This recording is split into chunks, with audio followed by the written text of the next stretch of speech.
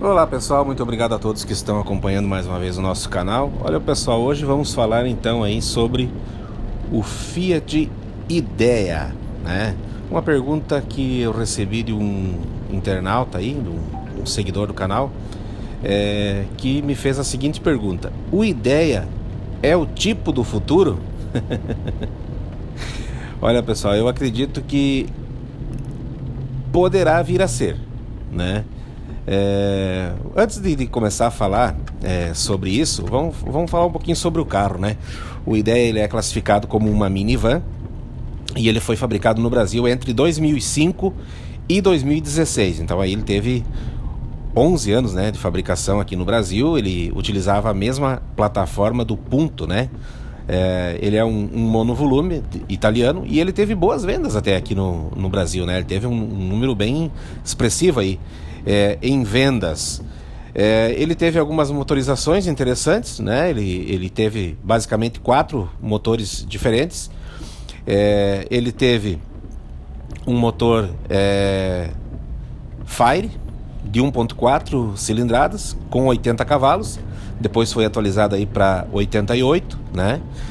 Depois ele utilizou um motor da GM, um motor 1.8, 8 válvulas, que desempenhava 114 cavalos, que é o mesmo motor do Corsa, na verdade, né?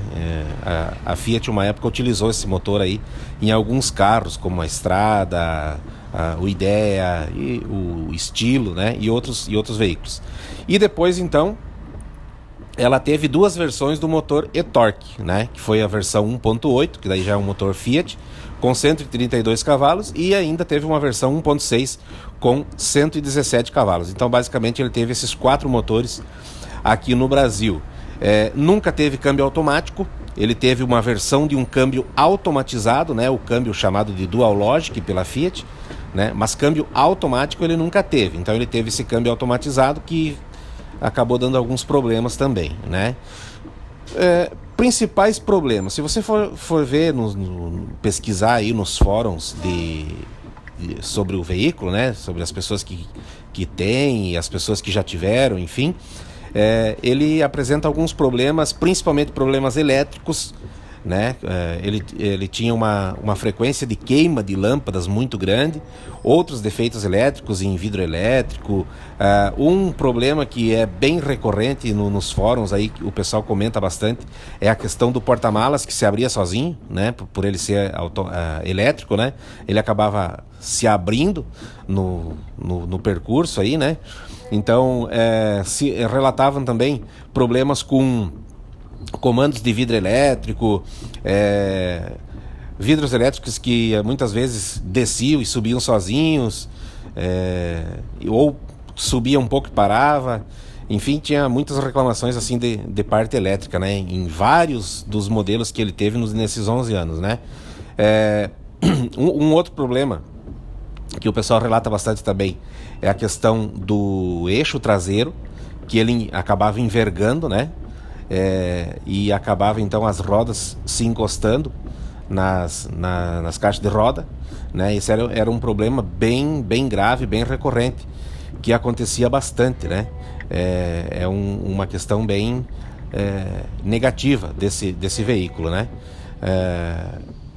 Então acabava dando problema até de suspensão, né? Então esses eram os problemas assim que geralmente aconteciam com o Fiat Idea, que o pessoal relata aí, né? Principalmente nos fóruns da internet. Por que eu estou falando dos defeitos do carro? Estou falando dos defeitos do carro para tentar trazer para a resposta da pergunta, né? A pessoa que me perguntou aí se o Idea é o tipo do futuro. Eu acredito que poderá vir a ser, né? Pela questão de que daqui a pouco ele pode ser um veículo que não vai ter uma durabilidade tão grande quanto outros veículos, né? Como eu já tenho falado em outros vídeos aí, tenho recebido muita crítica, mas não tem problema. Quando a gente fala a verdade, muitas vezes, principalmente os proprietários do carro não gostam, né? Mas como eu falei várias vezes do tipo, hoje é muito difícil você encontrar um tipo em bom estado andando por aí, né?